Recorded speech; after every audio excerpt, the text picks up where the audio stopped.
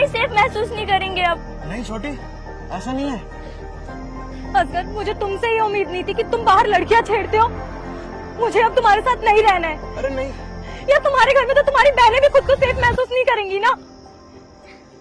भाभी, ऐसा मत बोलिए।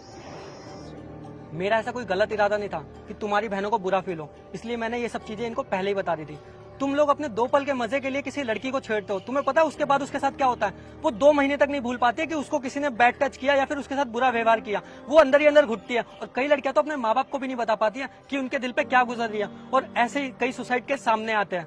लेकिन तुम लोग ये सब कहाँ जानोगे? आई होप तुम लोगों को समझ आ गया हो, तो आगे से तुम ऐसी हरकतें ना करो। सॉरी भाई इस गलती के लिए। आइंदा मैं किसी लड़की को नहीं छेड़ूंगा। और ये आप लोगों का